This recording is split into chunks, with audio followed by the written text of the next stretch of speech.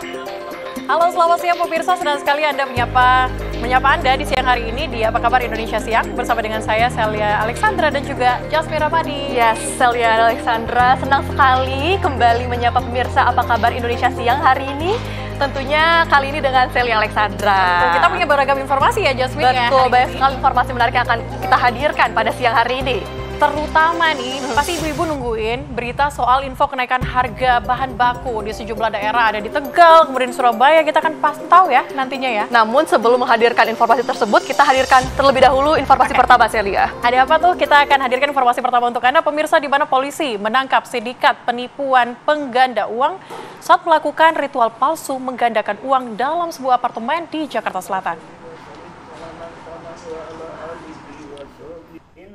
Inilah ritual palsu yang dilakukan para pelaku asal Karawang, Jawa Barat, menipu para korbannya yang ingin melipat gandakan uang mereka.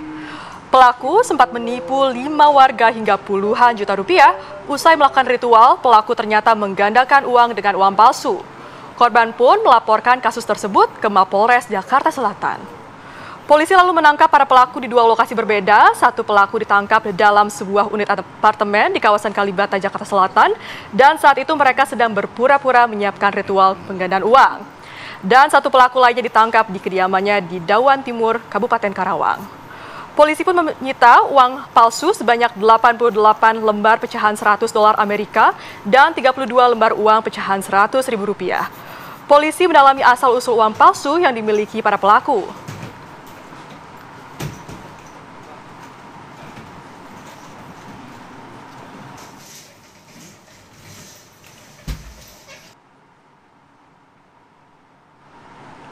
Dan pemirsa, berikutnya 8 penumpang dan juga ini meninggal dunia dalam kecelakaan yang terjadi di bus pariwisata di Jalan Raya Botolumbang, Probolinggo, Jawa Timur.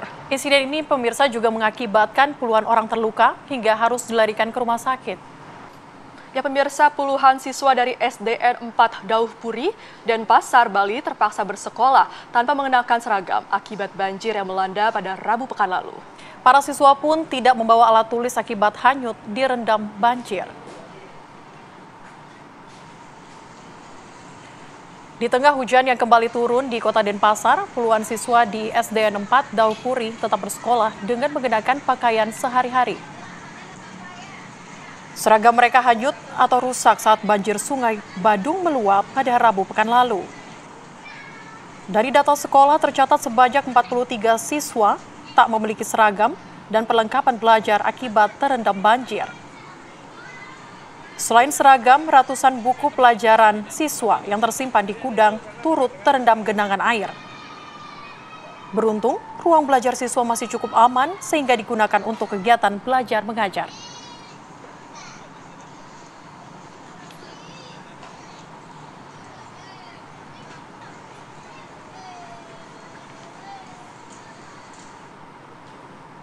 Kita hadirkan informasi untuk Anda pemirsa masih dari Badung, Bali, di mana kali ini pemirsa satu keluarga di Kabupaten Badung, Bali dilaporkan hilang. Diduga terseret banjir pada Rabu lalu. Ya, hingga saat ini 3 korban yang terdiri dari ibu, bapak, dan anak ini masih dalam proses pencarian oleh tim SAR. Dilaporkan hilang saat banjir melanda Bali pada Rabu lalu. Satu keluarga yang tinggal di perumahan Permata Residen, Desa Mengwi Tani, Kecamatan Mengwi, Kabupaten Badung, Bali hingga kini belum ditemukan. Rumah mereka ambruk diterjang banjir pada Rabu dini hari. Tim gabungan berjibaku melakukan proses pencarian terhadap 3 korban yang terdiri dari ayah, ibu, dan anak itu. 3 korban tersebut adalah Rio Hatnar Bulan, Dewi Ratnawati Sunaryo, dan sang anak Riviere Timothy George Wicaksono Bulan. Tim SAR pun harus menggunakan alat berat untuk menyisir bantaran sungai. Nah, untuk mulai titik awal kita melaksanakan pencarian di mana menyusuri dari Banjar Gamungan dengan menyusuri sungai Yeh Pendet. Dan fokus pencarian di area di bawah jembatan Yeh Pendet, di mana di sana dicurigai karena ada bau busuk. Ternyata sudah dilakukan pembersihan sampah-sampah, ternyata bau busuk itu ternyata bangkai kucing. Sementara itu, selama proses pencarian, petugas baru menemukan baju korban hingga kendaraan roda 2. Pencarian diperluas hingga 1 km dari rumah korban. Dari Badung, Bali, Alfani Syukri, TV One mengabarkan.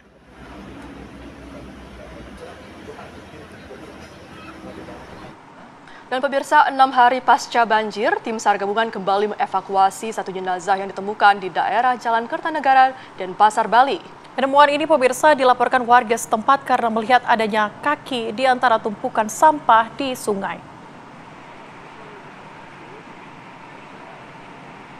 Jenazah laki-laki ditemukan terhimpit sampah pinggir sungai, Jalan Kertanegara, Banjarpoh Gading, Denpasar, Bali. Warga yang menemukan jenazah ini langsung melaporkan ke petugas SAR dan langsung dievakuasi oleh tim gabungan SAR dan TNI Polri. Setelah berhasil dievakuasi, jenazah langsung dibawa ke Rumah Sakit Profesor Ngurah Denpasar untuk diidentifikasi lebih lanjut.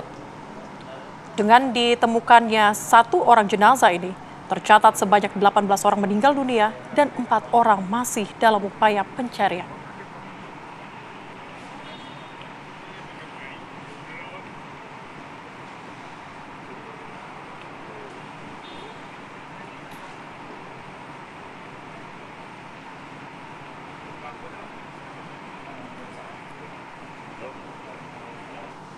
Ya pemirsa, lantas bagaimana kondisi terkini di Bali pasca banjir? Kita tanyakan kepada rekan kami, ada Alfani Syukri. Alfani, bisa Anda gambarkan perkembangan terbaru dari pencarian para korban di sana seperti apa? Ya, Stella, Yasmin, dan juga pemirsa dapat saya gambarkan aktivitas pencarian, proses pencarian empat orang warga yang dilaporkan hilang oleh keluarganya pasca dilanda banjir tersebut. Hingga saat ini terus dilakukan proses upaya pencarian oleh tim SAR gabungan TNI Polri, di mana hingga saat ini 4 orang masih dilaporkan hilang, termasuk 1 keluarga yang ada di Badung. Dan pada pukul 9 pagi Senin tadi, 1 jenazah korban banjir yang dilaporkan hilang telah ditemukan dengan jenis kelamin laki-laki dengan alamat di Denpasar, Bali, di mana korban dilaporkan hilang pada Rabu lalu oleh pihak keluarga dan ditemukan di pinggiran sungai yang merupakan satu jalur dengan Sungai Badung, Jatuh. Ya Alfani, artinya berapa banyak warga yang saat ini masih berada di pengungsian? Apakah masih ada dan bagaimana situasi terkini di sana? Ya, dari hasil pantauan di lapangan sejak tadi malam, kondisi jumlah masyarakat yang masih mengungsi di 5 posko yang ditetapkan oleh pihak Pemkot Denpasar sendiri tercatat hingga saat ini masih mencapai 200 orang di 5 titik pengungsian tersebut, di mana yang terbanyak di posko pengungsian di Wanasari yang dibangun oleh pihak TNI di kawasan Wanasari tersebut, di mana mereka merupakan warga pendatang yang rumah kontrakan mereka ikut terendam saat banjir bandang melanda Denpasar pada Rabu lalu. Dan dapat saya kabarkan juga bahwa hingga saat ini kebutuhan untuk makanan para pengungsi sendiri sudah dinyatakan aman oleh pihak Pemkot Denpasar, di mana beberapa bantuan dari pemerintah maupun masyarakat sudah diterima. Namun untuk tempat tidur, selimut maupun pakaian mereka masih sangat dibutuhkan oleh para pengungsi, di mana ketiga tempat tidur, selimut dan juga pakaian mereka ikut hanyut saat banjir tersebut. Baik, Alfani, mungkin Anda bisa gambarkan juga terkait dengan aktivitas masyarakat pasca terjadinya banjir saat ini. Apakah mobilitas memang sudah terjadi? Bagaimana dengan sekolah anak-anak yang ada di sana, Alfani? Ya, untuk aktivitas masyarakat di Kota Denpasar sendiri sebenarnya sudah berangsur-angsur mulai normal, namun tadi pada Senin pagi hujan cukup deras mengguyur Kota Denpasar, sehingga beberapa aktivitas masyarakat mulai tersendat, di mana pihak sekolah sendiri untuk menghindari adanya korban jiwa lagi, pihak sekolah lebih mempercepat kepulangan para siswa, dan ada beberapa tempat seperti puskesmas yang sempat juga terendam dinyatakan hingga mulai berangsur-angsur berfungsi kembali, di mana pada saat Rabu lalu puskesmas yang ada di sekitar Denpasar tersebut ikut terendam banjir. Ya, Alfani, bagaimana dengan aktivitas dari wisatawan? Apakah pariwisata ini sudah kembali normal? Ya, hingga saat ini pantauan dari lapangan sebenarnya untuk para wisatawan saat ini lebih memilih ke tempat-tempat aman, di mana ada titik-titik tertentu yang memang ketika hujan deras atau hujan yang mengakibatkan banjir tersebut mengakibatkan beberapa kawasan misalnya di sekitar Seminyak tersebut terendam banjir, dan saat ini dampak dari kedatangan dari para wisatawan sendiri seperti yang diungkapkan oleh pihak Kementerian Pariwisata sendiri belum berdampak terhadap kunjungan wisatawan ke Pulau Bali. Oke, baik. Alfani, mungkin terakhir dengan intensitas mungkin cuaca dan juga hujan yang masih cukup berubah-berubah, begitu masih cukup tinggi, apa kemudian antisipasi yang dilakukan warga di Bali? Ya, hingga saat ini antisipasi dari pihak pemerintah Kota Denpasar sendiri telah menghimbau kepada masyarakat, ya terutama yang pemukimannya berada di pinggir Sungai Badung, demikian untuk sementara waktu tidak menempati pemukiman mereka, mengingat intensitas hujan juga masih cukup tinggi, di mana sejak tadi pagi juga mulai turun hujan, dan beberapa kawasan di kawasan Denpasar juga mulai terendam. Namun 1 jam kemudian air rendaman banjir sudah mulai surut. Baik, terima kasih informasi lengkapnya. Alfani Syukri mengabarkan langsung dari Kota Denpasar, Bali. Dan pemirsa, sejumlah harga bahan pokok merangkak naik. Informasi selengkapnya kami hadirkan usai jeda. Tetaplah bersama kami di Apa Kabar Indonesia Siang. Terima kasih Anda kembali di Apa Kabar Indonesia Siang. Pemirsa, penemuan kerangka manusia dalam pohon aren di Kabupaten Serdang Bedagai, Sumatera Utara masih misterius. Polisi akan membandingkan DNA warga yang kehilangan anggota keluarganya dengan tulang manusia tersebut.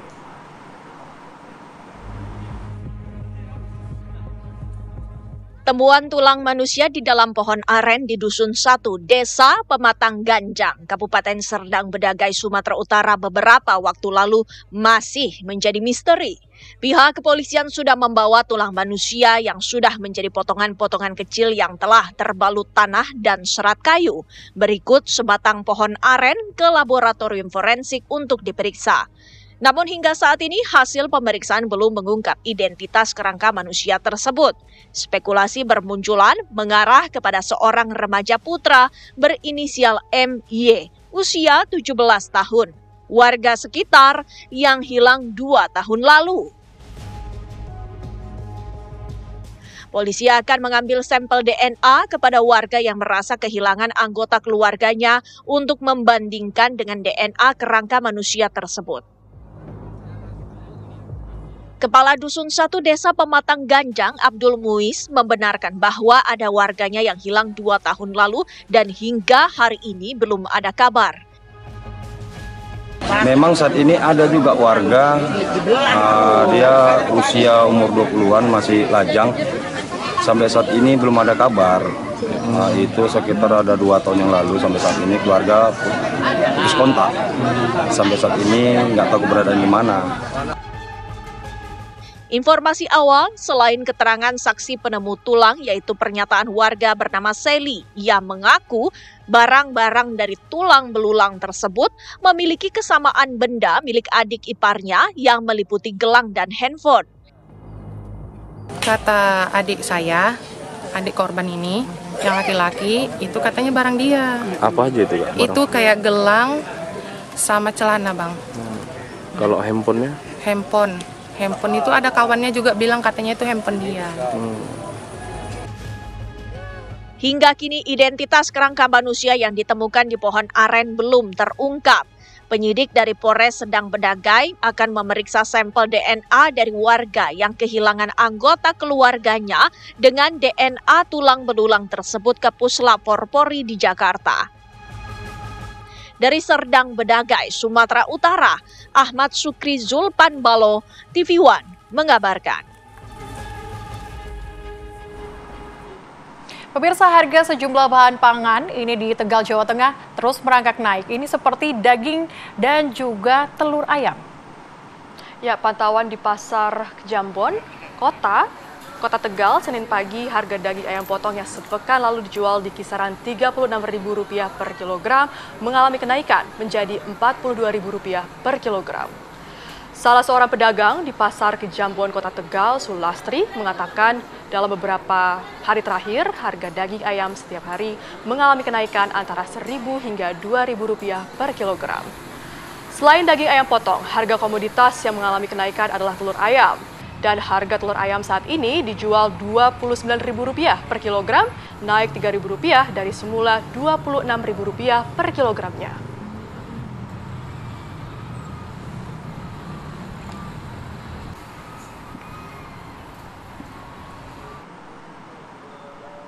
Dan pemirsa, untuk mengetahui pantauan harga bahan pangan, saat ini kita sudah terhubung dengan rekan Yasin Idris di Pasar Pagesangan, Surabaya, Jawa Timur.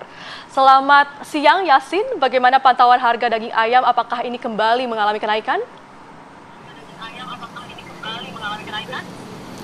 Ya, tadi kami sudah sempat berbincang dengan beberapa pedagang yang ada di Pasar Pagesangan Kota Surabaya ini. Memang semuanya mengatakan ada kenaikan secara bertahap sejak 3 hari yang lalu.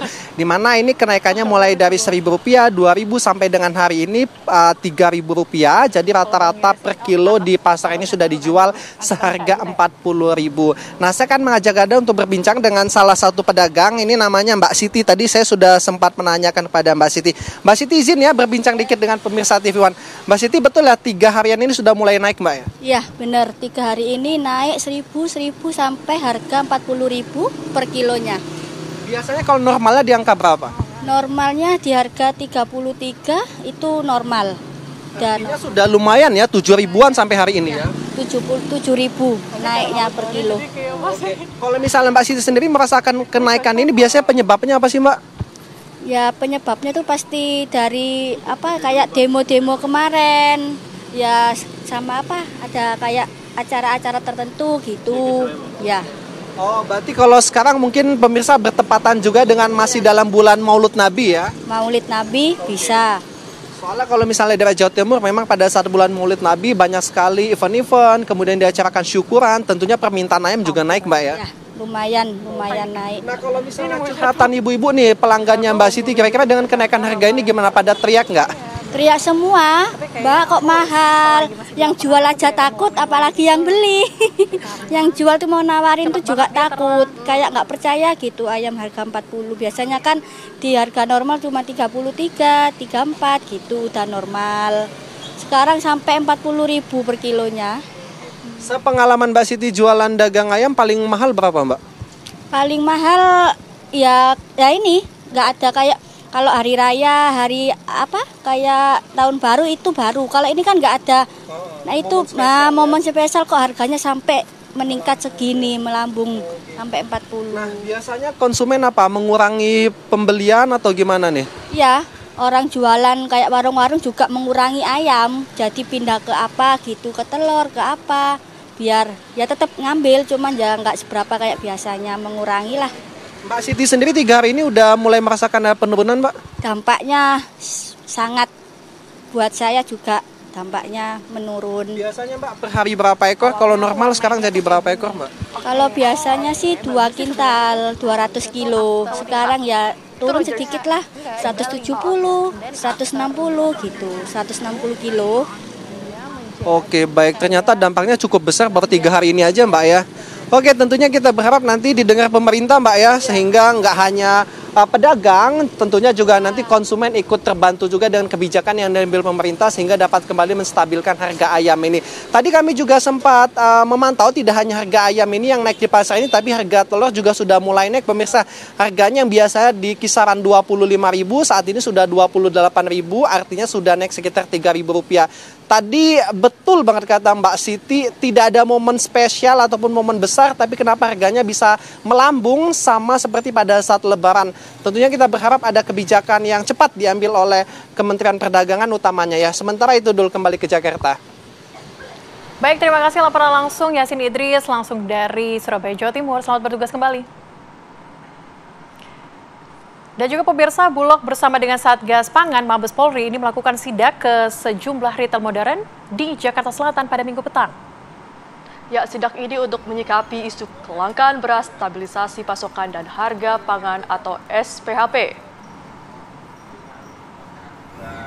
Dan sekaligus juga untuk menjaga ketersediaan beras di pasar. Direktur Utama Bulog Maijen TNI Ahmad Rizal Ramdhani memastikan bahwa beras SPHP masih tersedia di toko retail modern yang tersebar di Jakarta. Beras SPHP kemasan 5 kg di seluruh retail modern dijual sesuai harga eceran tertinggi, yaitu Rp62.500 per kemasan. Selain itu, Dirut Bulog juga menegaskan ketersediaan beras SPHP di gudang Bulog terjamin dan kualitasnya terjaga.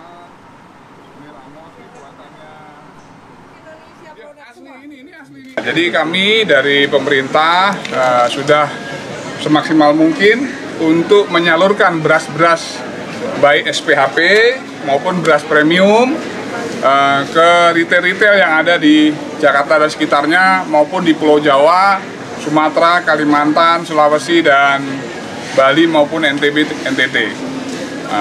Termasuk juga yang ada di Maluku maupun yang ada di Papua, di retail modern.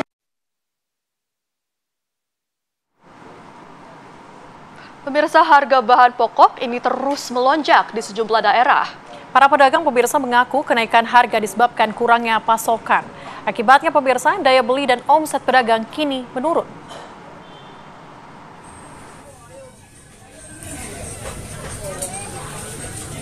Harga cabai rawit dan keriting naik bertahap sejak seminggu terakhir di pasar tradisional Mojo, Surabaya, Jawa Timur.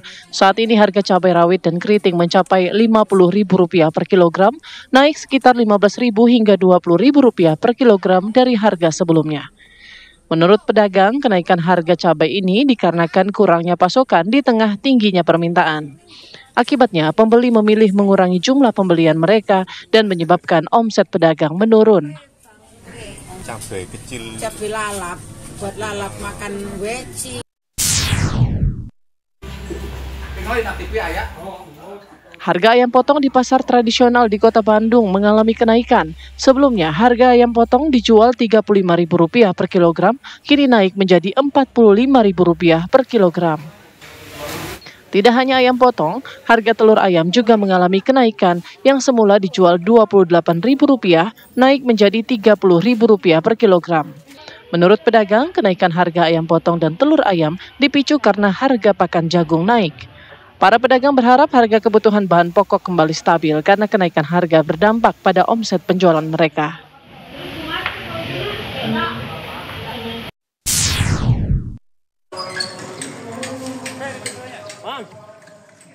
Di sejumlah pasar tradisional di Kabupaten Kuningan, Jawa Barat, harga daging ayam potong menembus angka Rp40 hingga Rp42.000 per kilogram dari sebelumnya Rp32.000 per kilogram.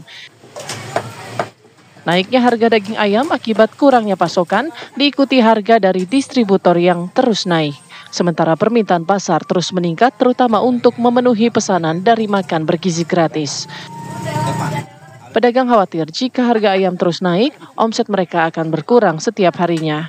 Tim TV One mengabarkan. Pemirsa, di tengah kenaikan harga cabai, petani cabai ini malah menanggung kerugian puluhan juta rupiah. Ya, akibat diguyur hujan sejak beberapa hari terakhir, petani cabai di Bulak Cangkring, Kecamatan Wates, Kabupaten Kulon Progo, Yogyakarta, harus merugi karena tanaman yang baru mulai panen akhirnya layu dan juga mati.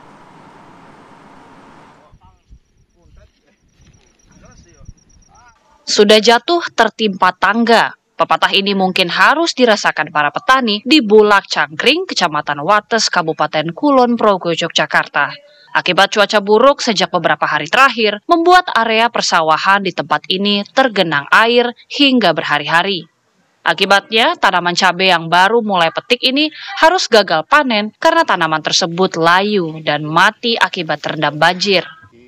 Para petani harus pasrah lantaran harga cabai hasil panenan mereka langsung anjlok. Di tengah kenaikan harga cabai yang tembus di angka Rp60.000 per kilogramnya, kini hanya bisa dijual di kisaran harga Rp10.000 per kilogramnya. Wah, ini hari ini ya cuacanya buruk, nggak bisa bagus biasanya.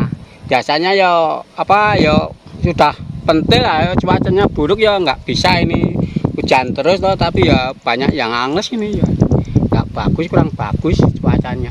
Banyak yang mati ya? Banyak yang mati nih, separuh lebih nih ya. Akibat kondisi tersebut, para petani terpaksa harus menanggung kerugian hingga puluhan juta rupiah.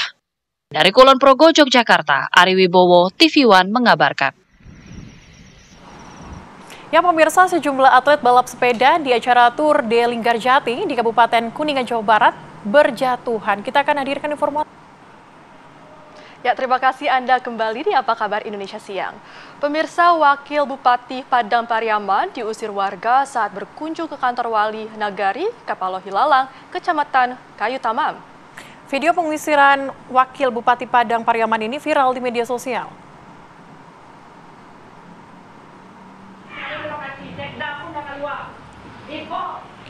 Inilah rekaman video amatir saat warga mengusir Wakil Bupati Padang Pariaman, Rahmat Hidayat, yang hendak melakukan audiensi bersama rombongan di kantor Nagari Kapalo Hilalang. Pengusiran Wakil Bupati ini terjadi Jumat kemarin buntut dari tidak diacukannya warga Korong Tarok Nagari Kapalo Hilalang yang melakukan aksi unjuk rasa di kantor Bupati Padang Pariaman beberapa hari yang lalu. Saat itu warga menuntut ganti rugi tanaman akibat pembangunan jalan lingkar di kawasan Tarok City, serta mempertanyakan surat keputusan Bupati mengenai pembangunan batalion kesehatan di tengah pemukiman mereka. Kedatangan Wakil Bupati Rahmat Hidayat ini merupakan itikat baik untuk membahas jalan keluar atas persoalan yang terjadi. Namun, kedatangan Wakil Bupati Pariaman ini justru ditolak mentah-mentah oleh warga.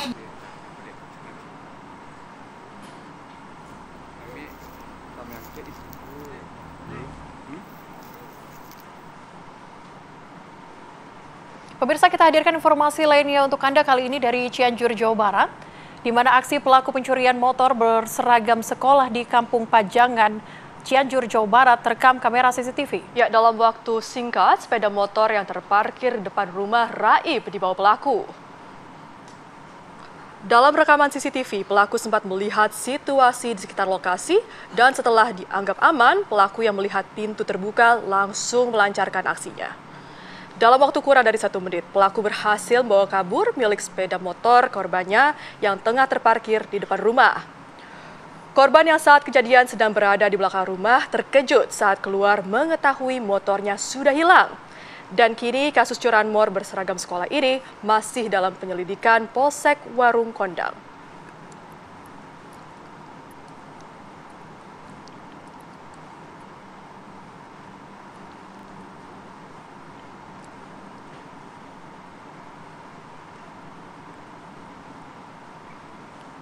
Pemirsa, 3 kawanan pelaku curanmor yang beraksi saat demonstrasi mahasiswa di depan gedung DPR di akhir Agustus lalu, Minggu sore berhasil diringkus aparat di Reskrim Polsek Metro Tanah Abang, Jakarta Pusat. Nah, di mana? Di mana? Kamar kontrakan di kawasan Jatibunder, Tanah Abang ini digeledah setelah polisi berhasil meringkus 3 pelaku curanmor yang beraksi di sekitar gedung DPR RI saat aksi unjuk rasa mahasiswa pada akhir Agustus lalu. Aksi pencurian terjadi saat korban ikut aksi unjuk rasa dengan berjalan kaki terlebih dahulu dari Jalan Gerbang Pemuda menuju gedung DPR RI. Usai berdemo, korban yang berencana akan kembali pulang ke rumah mendapati sepeda motor beserta helm diparkir di bahu jalan telah raib. Sempat membuat laporan ke polisi usai kejadian, korban akhirnya mengenali helm miliknya ketika sedang dipasarkan pelaku di sebuah marketplace. Polisi yang berpura-pura sebagai pembeli kemudian memancing pelaku agar mau bertransaksi secara langsung di rumah kontrakannya. Sayangnya, saat ditangkap sepeda motor korban telah dijual kepada seorang penadah di wilayah Banten. Akibat perbuatannya, ketiga pelaku dijerat pasal tentang pencurian dengan ancaman hukuman 5 tahun penjara.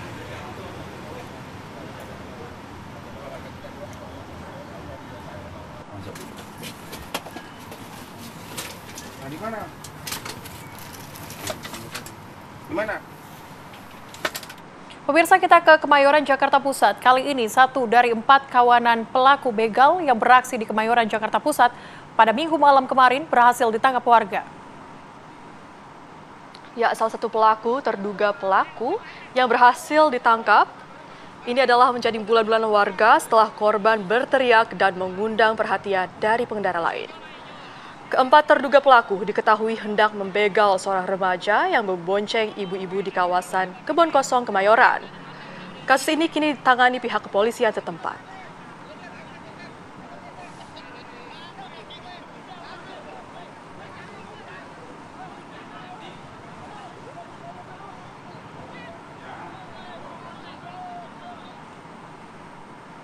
Pemirsa, aksi nekat pencurian kendaraan ini terjadi ya, mana? Sebelum kita ke informasi sana, kita ke informasi lainnya dulu ya, Jasmine. Di mana ini polisi kemudian pemirsa menemukan mesin ATM yang dijarah perusuh saat membakar gedung DPRD Kota Makassar, Sulawesi Selatan akhir Agustus lalu. Petugas Polrestabes Makassar terpaksa nyemplung ke rawa-rawa untuk mengambil barang bukti mesin ATM.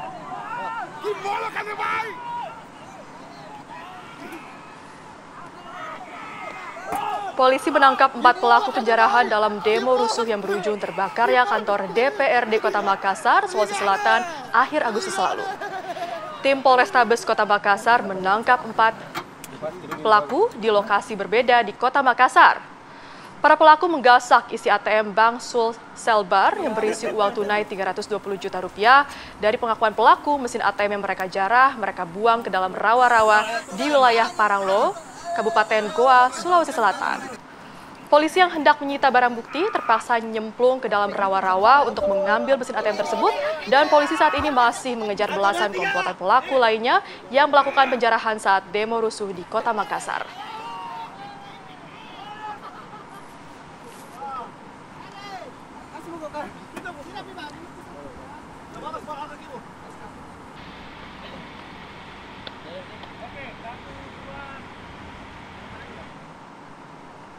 Pemirsa, kita hadirkan informasi lainnya untuk Anda. Kali ini pemirsa, video saat Pangdam 3 Siliwangi berpidato akhir pekan lalu ini viral di media sosial. Ya, dalam pidato yang menyampaikan pesan persaudaraan dan persatuan itu, Pangdam 3 Siliwangi melantunkan ayat suci Al-Quran dengan nada yang begitu indah.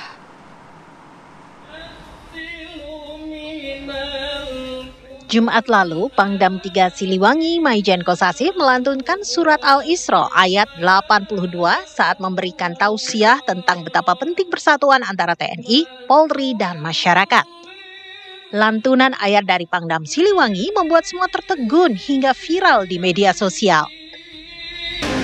Wa nunazzilu minal Qur'ani ma huwa shifaa'un wa rahmatun lil mu'minin.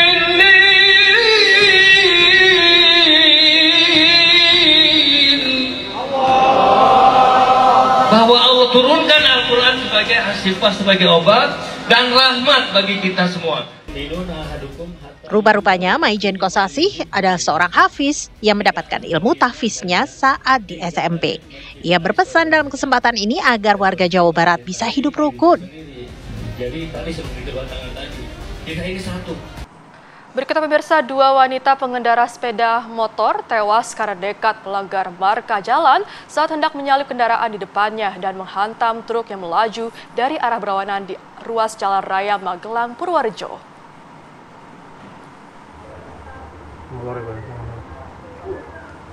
Beginilah rekaman CCTV detik-detik kecelakaan adu banteng antara sepeda motor dengan truk dump yang terjadi di ruas Jalan Magelang, Purworejo, tepatnya di Dusun Nusupan, Desa Kecamatan Salaman, Kabupaten Magelang, Jawa Tengah pada Minggu petang.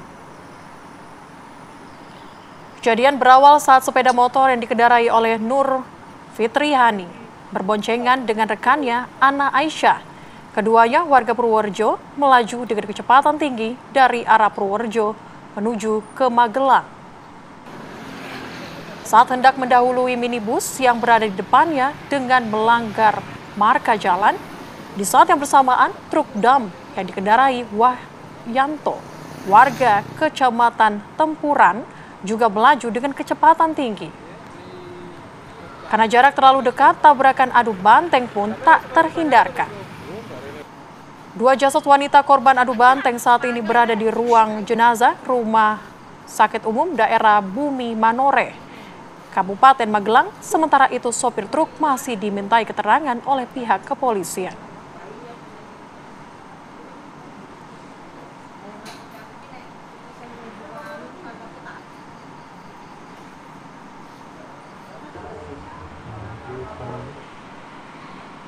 Pemirsa, masih dari informasi yang sama di Purworejo, di mana kali ini 2 orang pelajar yang mengendara sepeda motor terlibat kecelakaan dengan bus jurusan Purwokerto Jogja di Desa Keduren, Kecamatan Purwodadi, Kabupaten Purworejo, Jawa Tengah. Ya, seorang pelajar yakni WB 18 tahun terlihat terkapar di pinggir jalan akibat mengalami luka parah di bagian kepala, sedangkan seorang temannya hanya mengalami luka ringan. Tidak butuh waktu lama, korban yang dibantu oleh warga setempat segera dilarikan ke RSUD Cokronegoro agar mendapat pertolongan lebih lanjut.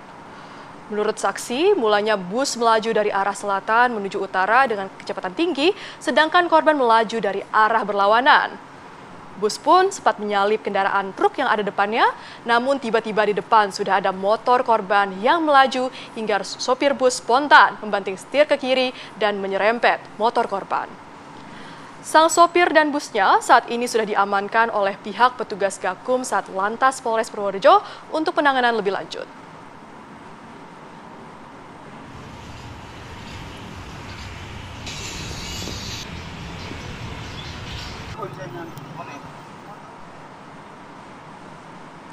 Berikutnya pemirsa, sejumlah atlet balap sepeda ini di acara Tour de Linggarjati di Kabupaten Kuningan, Jawa Barat berjatuhan.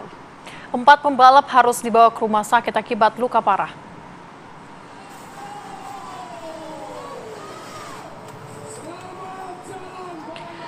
Ajang balap sepeda Tour de Linggarjati 2025 di Kabupaten Kuningan, Jawa Barat membuat sejumlah pembalap terluka.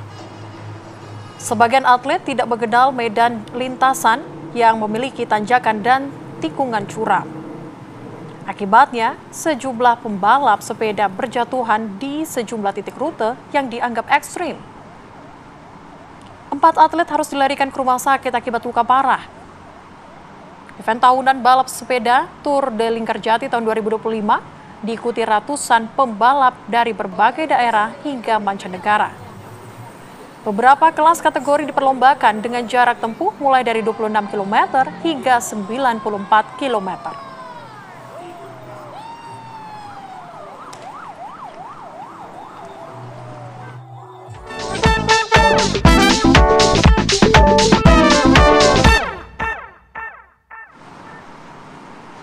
Pemirsa, pemerintah Jakarta mencoba mengakhiri macet horor di Simatupang. Mungkinkah berhasil ataukah hanya untuk sementara waktu? Kita hadirkan informasinya usai jeda, tetaplah bersama kami.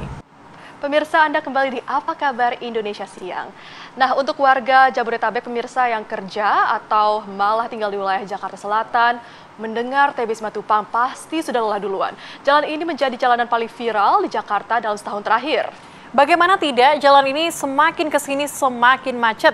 Bahkan di luar jam puncak kesibukan. Pemerintah Jakarta pun mencari solusi untuk menjadikan ruas TB Simatupang bebas macet. Mulai sore nanti akan diberlakukan uji coba rekayasa lalu lintas, dan mungkinkah ini menjadi solusi? Nothing beats a Jet2 holiday. And right now, you can save £50 per person. That's £200 off for a family of 4. We've got millions of free child place holidays available, with 22 kilograms of baggage included. TB Simatupang. TB-nya apa? Begitu tanya warganet Jabodetabek yang sehari-hari terpaksa melintasi jalanan paling macet di Jakarta ini. TB-nya tak bergerak. Begitu celetukan sejumlah warganet. Saking macet sampai warganet di Jabodetabek membuat hierarki kemacetan paling tinggi jatuh pada TB Simatupang. Apapun versinya, Simatupanglah jalanan paling macet.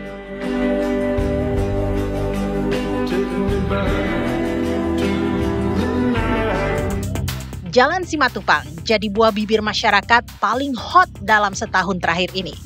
Memang macetnya sudah lama, tapi makin kesini makin ruwet.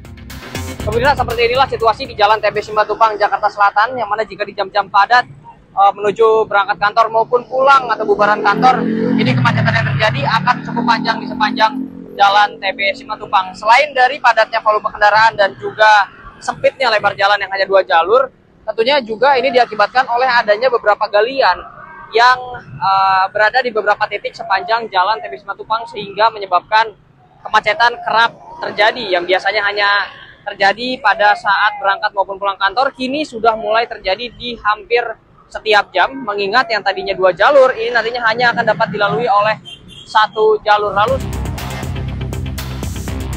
di tengah kerutan Simatupang yang kerap dijuluki neraka Simatupang, Gubernur Jakarta Pramono Anung ikut mencicipi sedapnya macet di sana.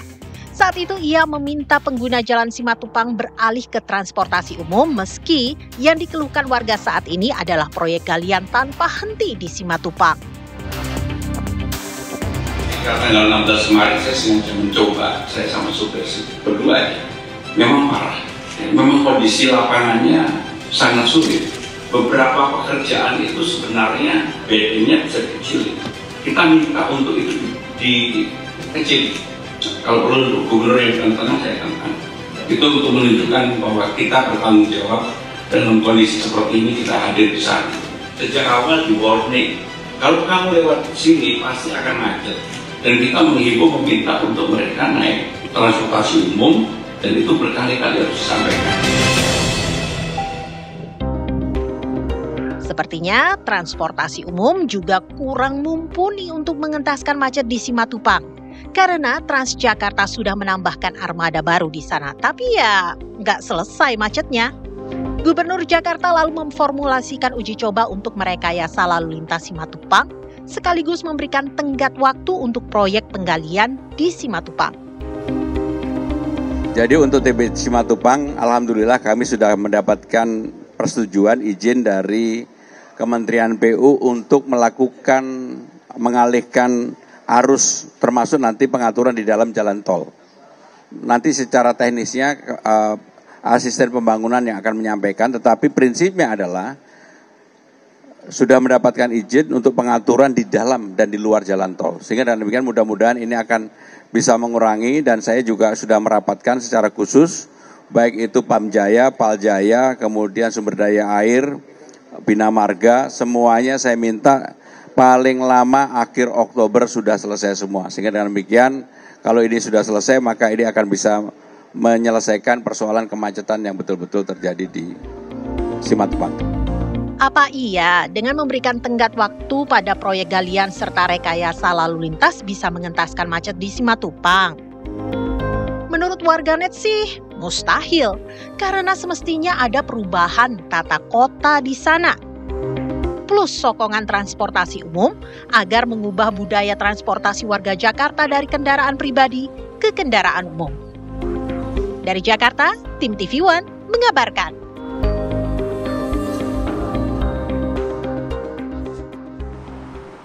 Nah, kita akan cek ya Jasmine, bagaimana kemudian rekayasa uji coba lalu lintas yang dilakukan di TB Simatupang. Sudah ada rekan kami Zinedine Duhan di sana. Duhan, bagaimana kemudian kondisi di sana, persiapannya apa saja, kemudian bagaimana kemudian sistem rekayasa lalu lintas yang dipersiapkan oleh Pemprov DKI Jakarta? Ya, saya lihat Jasmine dan juga pemirsa, seperti biasa di Jalan Simatupang situasinya panas dan juga macet, sebuah kombinasi yang tidak mengasihkan namun selalu terjadi di Jalan TB Simatupang setiap harinya dari pagi hingga malam hari bahkan. Nah, untuk persiapannya sendiri hingga sejauh ini kami sudah memantau ada beberapa petugas ini baik dari provinsi maupun dari Dinas Pekerja Umum ini sudah mulai hadir ke Jalan TB Simatupang yang mana nantinya ini akan dimulai uji coba untuk rekayasa lalu lintas di arah Fatmawati menuju ke arah Lebak Bulus seperti itu. Nantinya akan dimulai sejak pukul 17.00 waktu Indonesia bagian Barat hingga 20.00 waktu Indonesia bagian Barat. Ini diuji coba langsung di peak hour yang mana ini menjadi salah satu jam-jam termacet, yaitu jam-jam pulang kerja. Nantinya untuk sistemnya sendiri, saya lihat Jasmine dan juga pemirsa, akan dimulai dari belakang saya. Ini merupakan gerbang tol Fatmawati 2. Ini yang tepat berada dekat dengan stasiun MRT Fatmawati, yang mana nantinya satu jalur akan dibuka menuju ke arah gerbang tol Lebak Bulus. Nantinya akan dibuka satu jalur secara gratis dan hanya bisa digunakan oleh kendaraan roda 4 atau mobil saja. Nah, diharapkan ini juga dapat memecah kemacetan yang tidak hanya tertumpuk, yang hanya biasanya sehari-hari hanya tertumpuk di Jalan TB Simatupang, mengingat juga banyaknya galian-galian yang terdapat di sepanjang Jalan TB Simatupang. Nah, selain dari penambahan kapasitas jalan, yang mana satu jalan dibuka atau satu ruas jalan ini sebelah kiri jalan tol dibuka nantinya secara gratis dari jam 7 hingga jam 8, dari jam 5 maksud kami hingga jam 8 malam. Nantinya juga akan ada penutupan akses dan juga rute putar balik di selama TB Simatupang, karena tempat putar balik di TB Simatupang ini juga menjadi salah satu titik macet yang mana ketika mutar balik dari satu jalan ke jalan yang lain ini cukup tertahan oleh kemacetan dari arah yang berlawanan yang mengarah dari Lebak Bulus menuju ke arah Fatmawati. Nah, yang ditutup sendiri ini adalah akses lajur kiri ke kanan, ini sebelum Point Square ditutup. Nah, pengendara yang biasanya balik arah di Lebak Bulus sekarang harus maju lagi lebih jauh dan baru bisa balik arah ini di balik arah Ciputat atau di patokannya yang berada di depan FedEx. Nah, lalu juga putar balik barat ini sebelum Simpang Fatmawati ditutup dan juga arusnya nanti akan dialihkan melalui putar balik yang berada di Jalan Antasari. Hingga saat ini memang yang sudah dikonfirmasi akan hadir langsung ke titik tempat pembukaan nanti uji coba rekayasa lalu lintas adalah Gubernur Jakarta Pramono Anung, yang dijadwalkan nanti akan hadir ke stasiun Fatmawati, stasiun MRT Fatmawati tadi sekitar 16.00 waktu Indonesia bagian Barat, dan juga nanti akan didampingi oleh pihak-pihak terkait termasuk dari kementerian, lalu juga dari pihak kepolisian juga beberapa sudah bersiap untuk nantinya menginformasikan kepada masyarakat yang lewat bahwa nantinya akan ada rekayasa lalu lintas. Untuk sementara itu informasi yang dapat saya sampaikan. Kembalikan studio. Ya Duhan, singkat saja, pada pukul berapa biasanya titik kemacetan terparah ini terjadi di lokasi Anda mengabarkan? Ya, Yasmin dan juga pemirsa, jika berbicara mengenai macet, sekarang pun memang sudah macet, namun titik terparahnya nanti akan terjadi sekitar pukul 16 hingga pukul 21.00 waktu Indonesia bagian Barat, tepatnya di jam-jam bubar kerja. Lalu biasanya untuk titik termacetnya sendiri ini akan menjelang maghrib, ini sangat padat bahkan hingga nanti selepas Isya sekitar pukul 8 atau setengah 9 malam, Jasmine. Baik, terima kasih laporan langsung Zinedine Duhan dari TB Simatupang. Selamat bertugas kembali. Ya pemirsa, kita beralih ke informasi berikutnya, di mana 6 lembaga nasional hak asasi manusia resmi membentuk tim independen pencari fakta pasca aksi demonstrasi anarkistis di beberapa daerah pada akhir Agustus hingga awal September 2025. Tim ini diharapkan dapat memberikan rekomendasi untuk aparat penegak hukum, pengembangan perlindungan HAM, dan pencegahan agar insiden serupa tidak terulang kembali. Pasca aksi demonstrasi yang bermuara pada aksi anarkistis yang memakan korban jiwa dan sejumlah kerusuhan di beberapa daerah di akhir Agustus hingga awal September 2025, 6 lembaga nasional hak asasi manusia resmi membentuk tim independen pencari fakta. Keenam lembaga tersebut terdiri dari Komnas HAM, Komnas Perempuan, Komisi Perlindungan Anak Indonesia KPAI, Ombudsman Republik Indonesia, Lembaga Perlindungan Saksi dan Korban LPSK, dan Komisi Nasional Disabilitas. Pencarian fakta meliputi penyelidikan lapangan, wawancara saksi, pengumpulan dokumen, serta analisis video dan foto untuk membuktikan apa yang sebenarnya terjadi. Pembentukan tim independen Lembaga Nasional Hak Asasi Manusia untuk pencarian fakta peristiwa unjuk rasa dan kerusuhan Agustus-September 2025. 6 lembaga nasional hak asasi manusia, yaitu Komisi Nasional Hak Asasi Manusia, Komnas HAM, Komisi Nasional Anti Kekerasan Terhadap Perempuan, Komnas Perempuan, Komisi Perlindungan Anak Indonesia, KPAI, Ombudsman Republik Indonesia, ORI, Lembaga Pelindungan Saksi dan Korban, LPSK, dan Komisi Nasional Disabilitas, KND, sepakat untuk membentuk tim independen LNHAM untuk pencarian fakta dalam merespon peristiwa unjuk rasa dan kerusuhan yang terjadi pada Agustus-September 2025 di Jakarta dan berbagai wilayah di Indonesia. Tim juga akan memberikan rekomendasi untuk aparat penegak hukum, pengembangan perlindungan HAM, dan pencegahan agar insiden serupa tidak terulang kembali di masa yang akan datang. Tim independen Lembaga Nasional HAM atau LNHAM untuk pencarian fakta ini dibentuk untuk bekerja secara objektif, imparsial, dan partisipatif yang bertujuan untuk mendorong kebenaran, penegakan hukum, pemulihan korban, serta pencegahan agar pelanggaran serupa tidak berulang. Dengan dibentuknya tim independen pencari fakta ini diharapkan dapat menjawab sejumlah keraguan publik, memulihkan ketenangan, dan menjaga hak asasi manusia selama demo, serta menghindari kekerasan yang tidak perlu. Dari Jakarta, Ikra Anggana, Teddy Suhendi, TV One mengabarkan.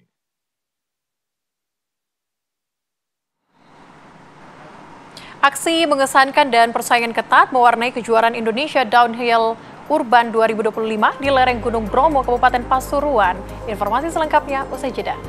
Pemirsa, Anda kembali di Apa Kabar Indonesia Siang.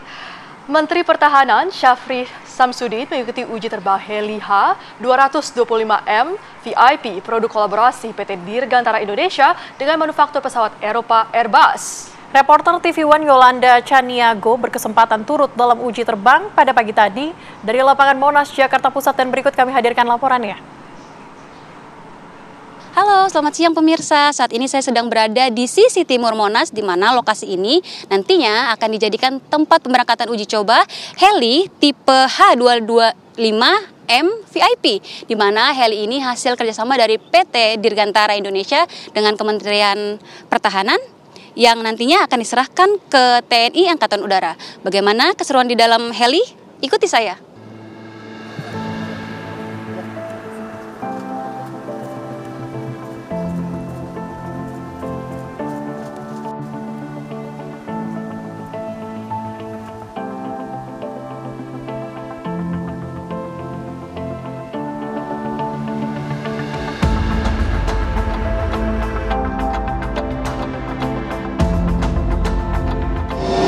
Saat ini pemirsa, saya sedang berada di dalam heli untuk menuju ke tempat pendaratan kita di Bekasi.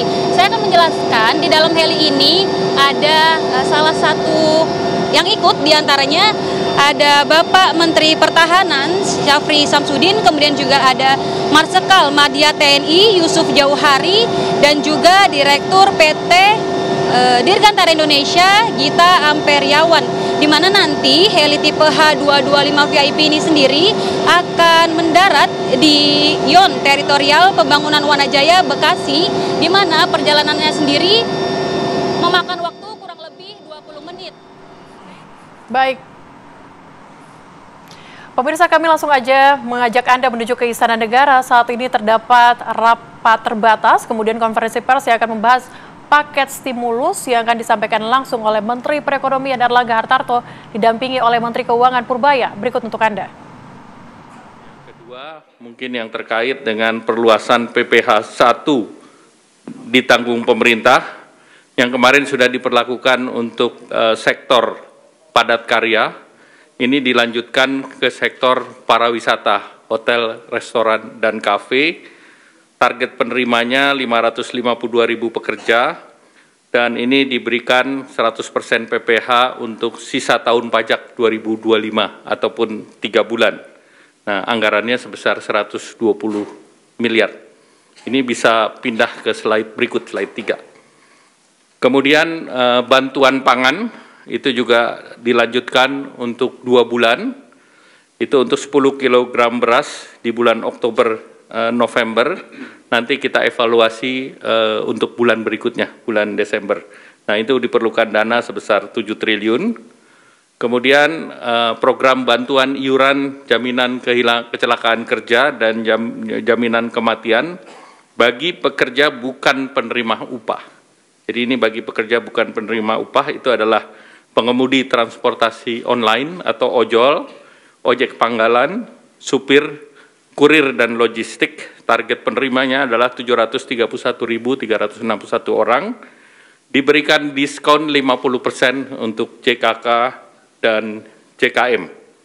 Jadi JKK dan JKM itu tentunya kita berharap bahwa ini bisa diterima oleh ojol, dan dana yang diperlukan adalah 36 miliar dan disiapkan oleh BPJS.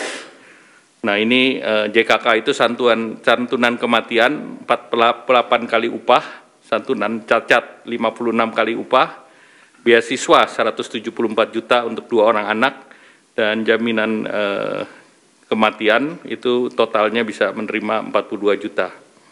Kemudian manfaat layanan tambahan dari perumahan BPJS Tenaga Kerja. Kita tahu BPJS Tenaga Kerja punya program terkait dengan perumahan. Nah, ini bunganya diturunkan. Jadi sebelumnya adalah BI rate plus 5%, ini diturunkan menjadi BI rate plus 3%. Kemudian untuk penerima manfaat di mana itu bisa untuk menyicil rumah, bisa untuk down payment, dan juga untuk para developer yang tadinya BI rate plus 6 diturunkan juga menjadi 4%. Ini seluruhnya dengan juga relaksasi slik dari OJK. Nah, ini targetnya 150 miliar ditanggung oleh BPJS. Tahun ini ditargetkan sampai 1.000, namun tahun depan akan ditingkatkan jumlahnya karena ini akan mendukung program Bapak Presiden untuk menyediakan 3 juta rumah. Kemudian percepatan deregulasi PP 28, yaitu integrasi sistem kementerian lembaga dan juga rencana daerah tata ruang RDTR ke OSS. Nah, ini akan didorong jumlah daerahnya tadi ditingkatkan bukan 50 tetapi ini 50 kabupaten kota, namun daerahnya menjadi 170 sekian kecamatan, dan diharapkan tahun depan juga bisa ditambahkan. Dan untuk RDTR itu disediakan dana 3,5 miliar per RDTR, di mana dari Badan Geologi Informasi Geospasial akan menyiapkan data, sehingga nanti OSS punya fiktif positif untuk 20 hari kerja. Sehingga kalau ini tidak selesai, maka otomatis akan berlaku, dan itu kebutuhan dananya diperkirakan sekitar 1 triliun. Kemudian pilot project beberapa program di kota-kota besar, salah satunya adalah di Jakarta untuk gig ekonomi, di mana ini semacam working space, dan ini akan diikuti oleh piloting di berbagai daerah lain, Jabar, Jateng, Jatim, Banten, Bali, Manado, Makassar, dan Batam. Kalau di Jakarta menggunakan dana yang sudah tersedia di Jakarta, dan juga akan mendorong dana yang ada di Ekraf. Nah, kemudian paket 4, tadi yang 8 sudah saya jelaskan. 8 diberlakukan untuk mengakselerasi di 2025. Yang 4 adalah yang akan dilanjutkan di 2026. Yang pertama terkait dengan PPh final bagi UMKM yang pendapatannya 4,8 miliar setahun, itu pajak finalnya 0,5% dilanjutkan sampai 2029. Jadi tidak kita perpanjang satu tahun, tetapi diberikan kepastian sampai dengan 2029. Kemudian tahun 2025 alokasinya sudah 2 triliun. Kemudian wajib pajak yang terdaftar sudah 542.000, ini dari Kementerian Keuangan. Kemudian kita memerlukan revisi PP. Kemudian perpanjangan PPh pasal 21 DTP untuk pekerjaan sektor pariwisata yang tadi baru diberlakukan akan dilanjutkan tahun depan. Jadi ada kepastian sampai tahun depan PPh sektor Horeca ini masih ditanggung pemerintah dengan estimasi anggarannya 480 miliar dengan gaji di bawah 10 juta. Kemudian untuk pekerja industri padat karya, yaitu alas kaki, tekstil, pakaian jadi, furniture, kulit, dan barang kulit, ini juga dilanjutkan, yang 10 juta itu ditanggung pemerintah. Ini targetnya adalah 1,7 juta pekerja, dan alokasi tahun ini sudah disediakan 800 miliar. Jadi ini pun akan dilanjutkan tahun depan. Kemudian diskon iuran jaminan kecelakaan kerja dan jaminan kematian bukan untuk pekerja upah, ini diperluas bukan hanya untuk ojol dan juga pangkalan dan yang lain, tetapi juga pekerja bukan penerima upah lainnya seperti segmen petani, pedagang, nelayan, buruh bangunan, pekerja rumah tangga, targetnya sebesar 9,9 juta dan perkiraan anggarannya 753 miliar. Nah, kemudian juga tadi dibahas langsung dengan Bapak Presiden, paket penyerapan tenaga kerja dari program unggulan Bapak Presiden. Yang pertama tentu Koperasi Desa Merah Putih, itu ada 80.000 karyawan baru, diperkirakan bisa menyerap 681.000 dan targetnya sampai 1 juta orang di bulan Desember. Kemudian Kampung Nelayan Merah Putih, tahun ini targetnya 100 desa, diharapkan bisa menyerap 8.645 tenaga kerja, jangka panjang 4.000 titik bisa menciptakan 200.000 lapangan kerja. Kemudian revitalisasi tambak di Pantura, aksesnya 20.000 hektar dan menyerap 168.000 tenaga kerja. Kemudian program modernisasi kapal, ini ada 1.000 kapal nelayan, ini diperkirakan bisa menciptakan 200.000 lapangan kerja baru, dan juga ada kapal 30 GT, 150 GT, dan unitnya untuk KN Koperasi Merah Putih, 30 GT 1.000 unit, 150 GT 200 unit, 200 GT 200 unit, 300 GT 170 unit, 600 GT 10 unit, 2.000 GT 2 unit untuk pelaku usaha existing BUMN atau Jaladri. Kemudian program perkebunan rakyat itu penanaman kembali 870.000 hektar oleh KL, Kementerian Pertanian, diharapkan bisa membuka lapangan kerja lebih dari 1,6 juta dengan komoditas prioritas antara lain tebu, kakao, kelapa, kopi, mete, dan pala. Selanjutnya juga terkait paket penyerapan likuiditas, nanti Pak mungkin akan ditambah oleh Pak Menteri Keuangan. Lanjut, Menteri Keuangan juga mengusulkan ada tim akselerasi program prioritas yang nanti akan dipimpin oleh Menko Perekonomian dan Menko Pangan dengan Wakil Menteri Keuangan, Menteri Investasi, Kepala BKPM, dan Menteri PPN Bappenas, beranggotakan seluruh menteri yang terkait dengan program.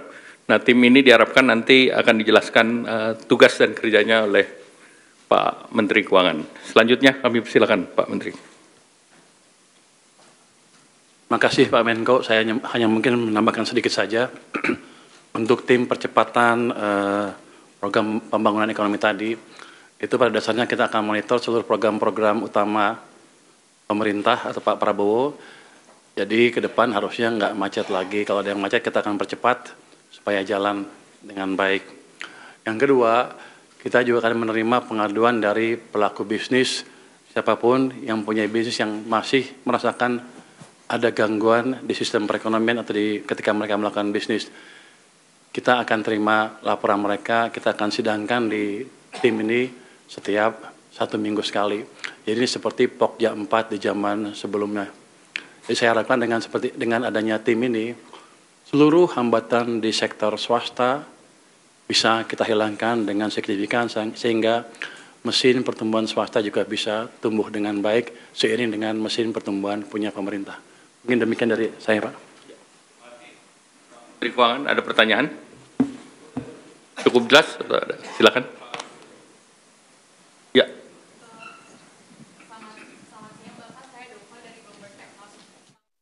Kalau ekonominya tumbuh lebih bagus kan, kalau kita asumsikan rasio tax-nya konstan, kalau PDB-nya tumbuh lebih cepat kan tax-nya lebih cepat juga. Jadi mungkin dampaknya ke defisit cenderung netral to positif.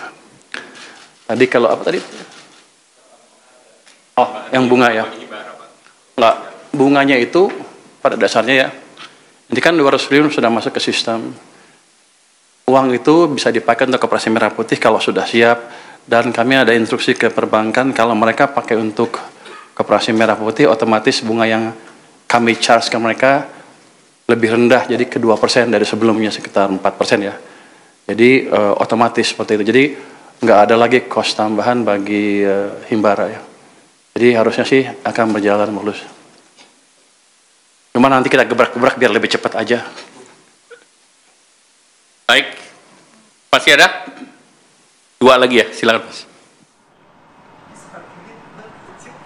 Oke pemirsa, tadi kita sudah mendengarkan bersama bagaimana kemudian konferensi pers yang dilakukan di Istana Negara yang disampaikan langsung oleh Menteri Koordinator Erlangga Hartarto bersama dengan Menteri Keuangan Purbaya. Tadi ada beberapa yang disoroti termasuk juga program 8+4 yang akan disimuluskan dari tahun ini sampai dengan tahun depan. Yang perlu kita soroti adalah mengenai jaminan kecelakaan kerja JKK ojol yang memang nantinya ditetapkan sekitar 36 miliar rupiah.